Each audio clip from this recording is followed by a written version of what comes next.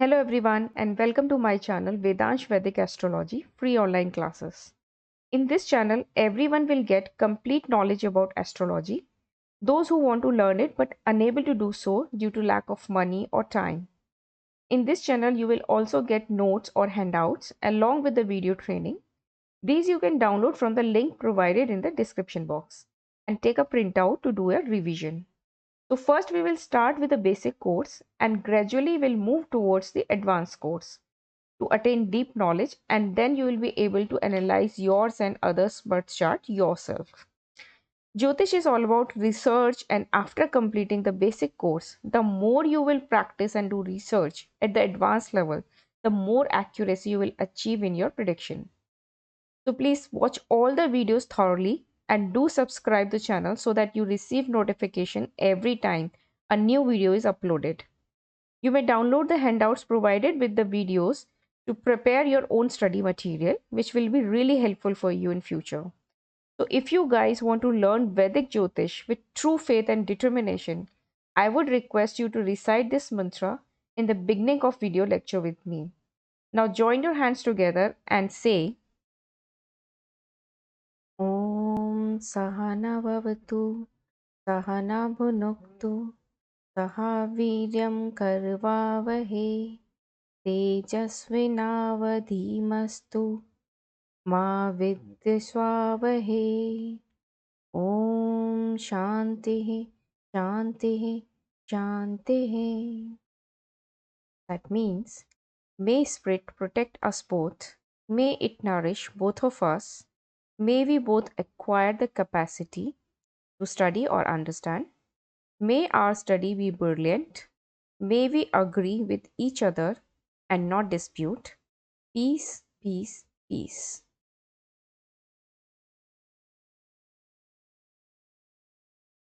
Today we will start to understand the format of a birth horoscope.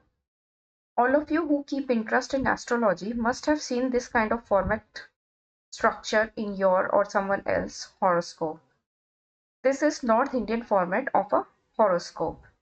This structure has been divided into 12 parts: 1, 2, 3, 4, 5, 6, 7, 8, 9, 10, 11 and 12. This structure has been divided into 12 parts, and these parts are only called the houses. As we know that there are 12 zodiac signs or moon signs, accordingly there are 12 different houses of a horoscope.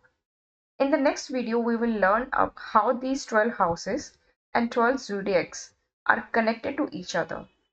In this chapter, we will learn about these 12 houses, as in what is their significance and meaning. So this is the first house of Kundli, which is called ascendant. This house represents us, ourselves, and is the most important house in our horoscope. Next is fourth house, seventh house, and 10th house. You will think why I'm not talking about second house and third house, that you will get to know later. First, I'm telling you which houses out of these 12 houses, which houses are good, auspicious, which are not so good, and which are bad. Then we'll talk about one by one about each house's significance. So first we are considering the four houses in the center, which is first house, fourth house, seventh house, and 10th house. These four houses come in the center of the horoscope. They are called Kendra houses. That means these are auspicious houses of our horoscope. The planets sitting in these houses, the auspicious planets sitting in these houses, and also other planets who are not so auspicious, but still if they sit in the Kendra, they are generally giving us good results. Then we consider first house, fifth house, and ninth house. First, fifth, ninth. As you can see, this is making a triangle. These are called trine houses. Trikon house, fifth house, ninth house. Trikon houses. These houses are the most auspicious houses of our horoscope. The lord of these houses, if well placed in our horoscope, generally give us best results. They bring us the best of the time in our life if the lord of these houses are activated or having dasha. Then we have second house and third house and 11th house. Second, third, 11th. These are ordinary houses called Upchaya houses. They're not so good, not so bad. They have some positive and some negative elements associated with them. Okay. And lastly, we have 6th house, 8th house, and 12th house. These three houses are considered as inauspicious houses. Generally, the auspicious planet, if they sit in these three houses, they lose their ability to give auspicious result. So these three houses are called Dushtisthana or Triksthan. This is 5th and 9th are Trikon, 6th, 8th and 12th are Trikasthana, Dushtisthana, as they do not give good results when activated in our Kundali. There are many bad things associated with these three houses that we'll learn in the detail.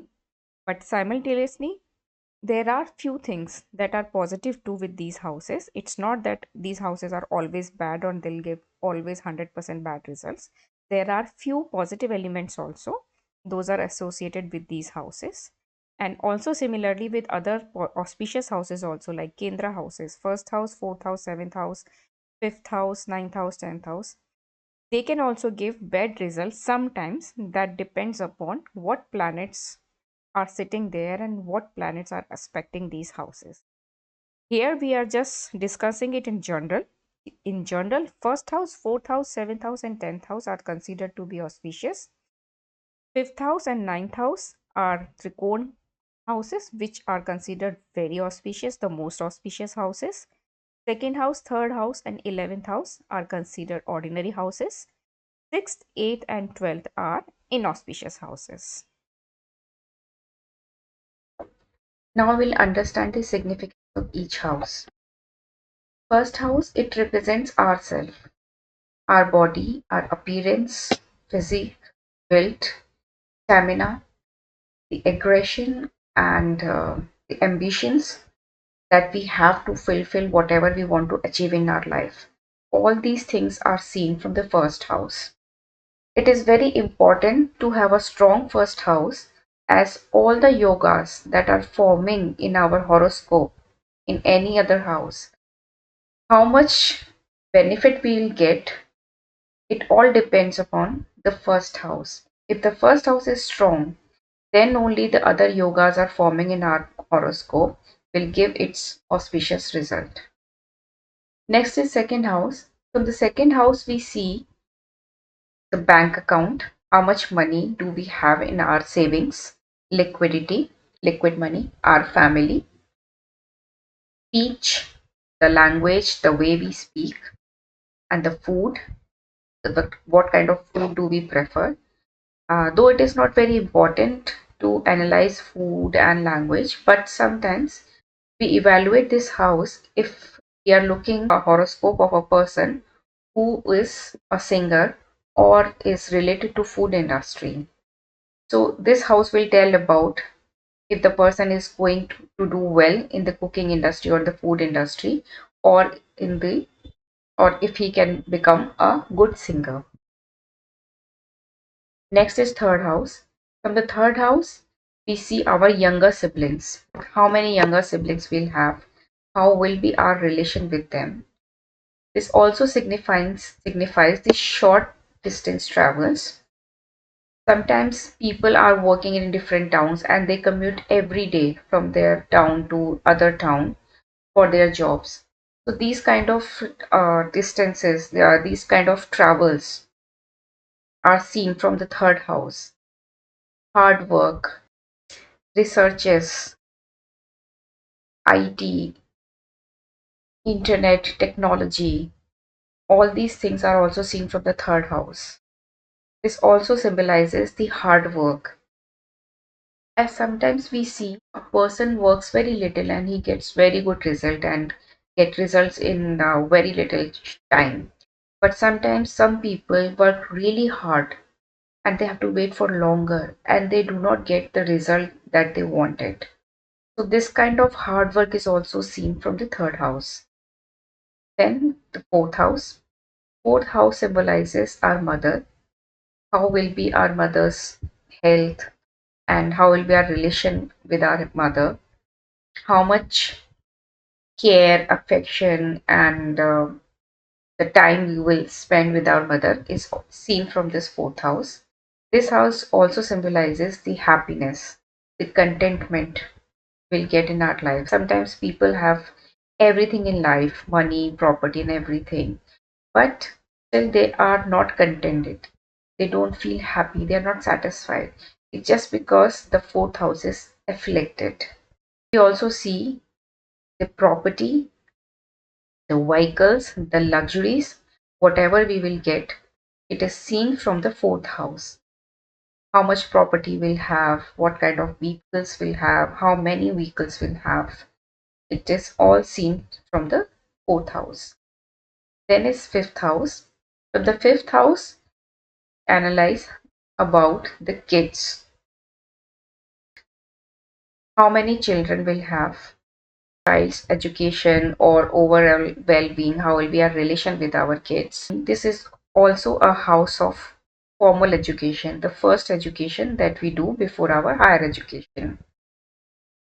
This also symbolizes the knowledge, the wisdom, also the share market and lottery, sudden gains.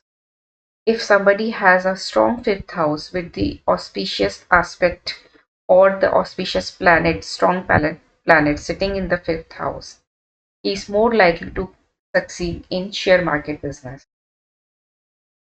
Next is sixth house. From the sixth house, we see the debt, court cases, accidents, surgeries, enmity. All these things are associated with sixth house. That is why we learned that this is one of the Dushthana or Trikasthana, because these bad elements are associated with sixth house.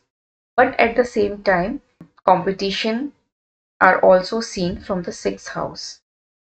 Job is also seen from the sixth house. So if the students, so for the students who are participating in any kind of competitive exam, we need to analyze the sixth house, whether they will get success in that competition or not.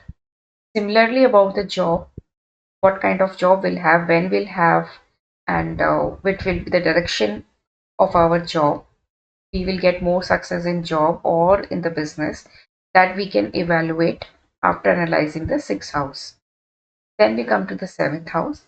Seventh house signifies our spouse, life partner. First house is us, and exactly in front of this is the seventh house, which is the house of our partner. So we see our life partner from the seventh house, how we will connect with our life partner, how will be our marriage, anything about our life partner, the nature, outlook, our relationship with the partner. It is all seen from the seventh house. We also see the business partnership from the same house. People who do good in business have strong seventh house as compared to their sixth house. People who are into job, they have stronger sixth house. People who are good in business, they have a stronger seventh house. So whosoever is doing a business, a daily income based work, whatever, maybe a shopkeeper or anything buying and selling which involves daily income. Daily income is seen from the seventh house. Next, eighth house. Eighth house again a Trikasthana, as we discussed. This is one of the Dushtasthana. From the eighth house, we see the struggles of life. Eighth house signifies obstacles, deep sufferings, surgeries, age. These things are seen from eighth house. But at the same time, as we discussed, this also signifies the hidden sciences, the researchers, astrologer, CBI agents. CBI agents have more secretive jobs. Even their families do not know what they do. So in those kind of people, you will see the eighth house is really strong, even for the astrologer, because they are working on something that is secret, that is hidden, and the research, the scientist, anything that needs to be discovered that is hidden. This is anything which is not public is seen from the eighth house. So these are the some positive points associated with eighth house. But in general, eighth house is considered to be inauspicious, especially when the lord of our Kendra houses or Trikon houses, which is auspicious for us, if the lord of these houses sits in the eighth house, they lose their ability to give good results. Next is ninth house. From the ninth house, we see our luck. Whatever karmas we have done in our past, or whatever karmas we are creating in this life, it will create our luck. So that luck we see from the ninth house. It is very important to have a strong ninth house, at least free from the malefic impact. We also see the religious activities from the ninth house, how much a person will be religious or not. We also see the foreign travels from ninth house. The higher studies are also seen from the ninth house. First house gives us the formal education, and ninth house gives us the higher education. So to evaluate the higher education, if a person will get to a higher education or not, what kind of education he'll get, we need to evaluate with the ninth house. And also the foreign travels, how many foreign travels we'll have, whenever we, at what time we'll have. We all we see all of this from the ninth house. Next is 10th house. From the 10th house, we see our karmas, the work, the deeds we do. This is seen from the 10th house. The karmas that we do create our luck. So it is the 10th house from where we see the karmas. This house also signifies our father. Some astrologer some astrologer believe that ninth house is the house of father, but I believe that it should be the 10th house, as we see the first house to the 7th house is our spouse. So if the 4th house belongs to our mother, then the 7th house from it should be the father's house, because father is the spouse of our mother. Ninth house is seen as the house of our forefathers. The 10th house is father. Ninth house is luck. The 10th house is karma. Next is 11th house. 11th house is about the wish fulfillment. Whatever we want to achieve in life, whether we'll be able to achieve or not, that we see from the 11th house. This is also called as Lakshmi Sthan, because whatever karmas we do, the job or the business or whatever, so whatever karmas we do from the 10th house, we get the result in the 11th house. We see the result from the 11th house. So our income, second house is about saving, how much money we'll be having in our saving bank account. But the income we will see from the 11th house. That is why it is called a Lakshmi Sthana. But similarly, why we call it a Upchaya house, because there are some bad elements associated with the 11th house. That is, we also find the small diseases from this house.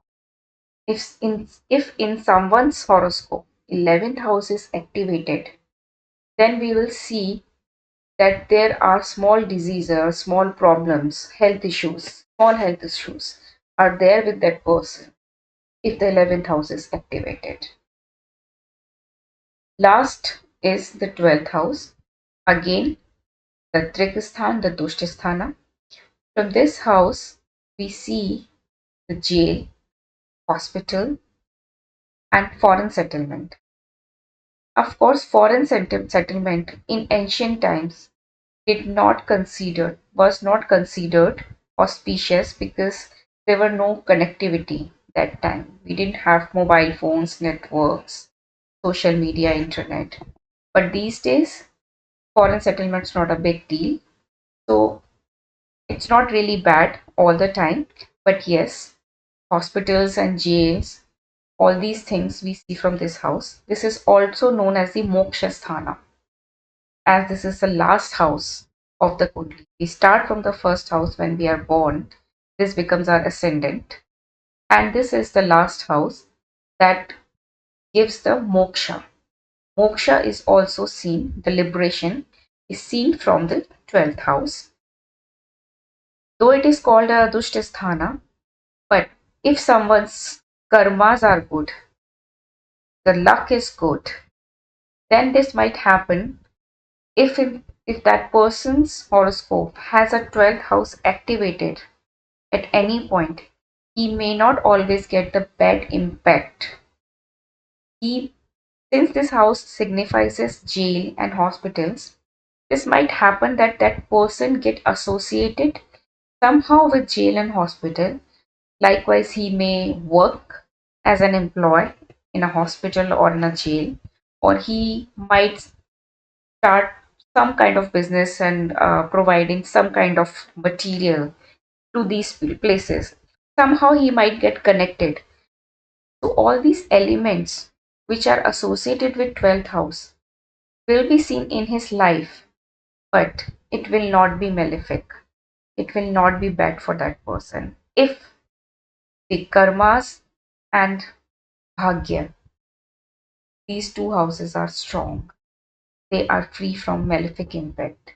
And as we know, the karmas we do, accordingly we create our bhagya, our luck and fortune, and all that create our horoscope. And whatever good and bad things happen in our horoscope, it all depends on our karmas and bhagya. Now I have explained you the significance of all the 12 houses in our horoscope. Now you can download the notes from the link given in the description box, from where you can find this page, the link of this page, this chapter, in which every detail has been given and written. You can take a printout of this and do the revision along with the video. You can take a printout and then watch the video again. So the concept will be very clear to you. Maybe the concept is now clear to you, but you will not memorize it very quickly. It will need you will need some time to memorize it. So I suggest you to take a printout and watch the video again and try and memorize the significance of these houses. As when you have all this significance and all the qualities of these houses in your memory, it will be easier for you to learn further things, the further details that we learn in the next chapters. In the next chapter, we will learn about the 12 zodiac signs.